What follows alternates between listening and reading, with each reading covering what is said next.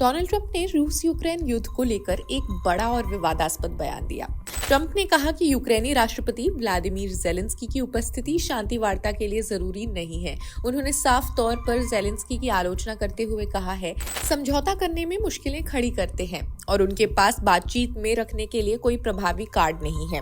खैर, ट्रंप का ये बयान ऐसे समय में आया है जब अमेरिका और रूस के शीर्ष अधिकारियों ने सऊदी अरब में एक उच्च स्तरीय बैठक की। इसमें यूक्रेन को आमंत्रित नहीं किया गया था। इससे यूरोप और अमेरिका में हलचल भी तेज हो गई है, क्योंकि ये जो बाइडेन प्रशासन की उस नीति के विपरीत है जिसमें कहा गया था कि यूक्रेन के बिना यूक्रेन पर कोई समझौता नहीं होगा।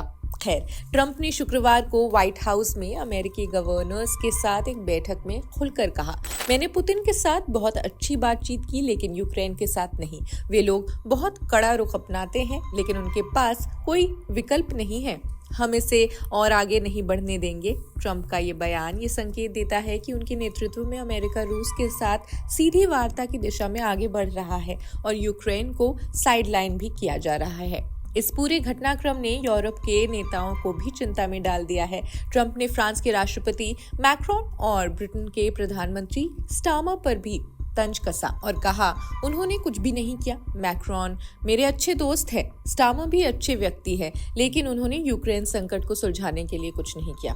ट्रंप की इन टिप्पणियों पर ब्रिटेन की लिबरल डेमोक्रेटिक पार्टी के नेता एड डेवी ने कड़ी प्रतिक्रिया दी। उन्होंने कहा, ट्रंप पुतिन के साथ मिलकर एक समझौता करने की योजना बना रहे हैं जो यूक्रेन के लिए सीधा धोखा साबित होगा। इस नई भू राजनीतिक स्थिति में भारत भी अपनी कूटनीतिक भाषा को बदल रहा है। अब तक भारत रूस यूक्रेन युद्ध को दो पक्षों के संघर्ष के रूप देखता रहा, लेकिन अब एस जयशंकर ने इसे संबंधित पक्षों का मामला करार दे दिया है।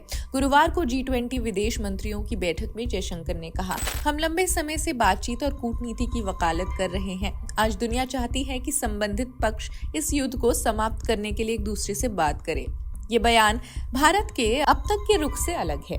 इससे पहले जून 2024 में स्विट्जरलैंड में आयोजित यूक्रेन शांति सम्मेलन में भारत के तत्कालीन विदेश सचिव पवन कपूर ने कहा था, हम मानते हैं कि इस युद्ध को समाप्त करने के लिए दोनों पक्षों को शामिल करना जरूरी है, लेकिन अब भारत की भाषा में बदलाव ये दर्शाता है कि ये अमेरिका और रूस के बीच बदलते समीकरणों को लेकर अपने लिए कूटनीतिक जगह बना रहा है।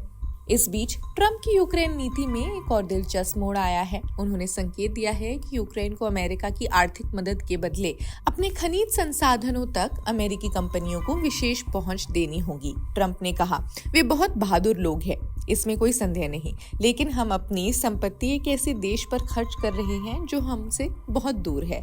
AFP के मुताबिक ट्रंप यूक्रेन से सुरक्षा गारंटी के बदले अपने देश की कंपनियों के लिए व्यापारिक लाभ चाहते हैं। हालांकि जेलेंस्की ने इस प्रस्ताव को खारिज करते हुए कहा कि हम निष्पक्ष नतीजों की उम्मीद देखते हैं। अब बड़ा सवाल है कि क्या ट्रंप के नेतृत्व में अमेरिका रूस किसी गुप्त समझौते की ओर बढ़ रहे हैं? अगर यूक्रेन को वार्ता से बाहर रखा गया तो क्या ये यूरोप और अमेरिका के रिश्तों में तनाव बढ़ाएगा?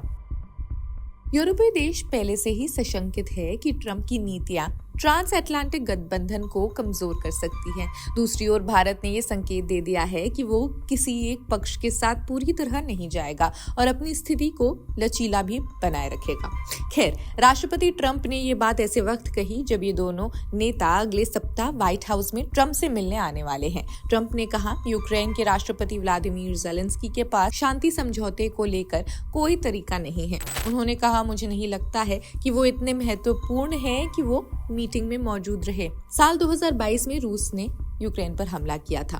तब से ब्रिटेन, फ्रांस समेत अन्य सहयोगी देश यूक्रेन को हथियार और अन्य मदद देते आए हैं। सोमवार को यूरोपीय नेताओं ने यूक्रेन को लेकर पेरिस में एक आपातकालीन बैठक की। ये बैठक अगले दिन सऊदी अरब में अमेरिका और रूस के बीच होने वाली बैठक से ठीक एक दिन पहले ही की गई।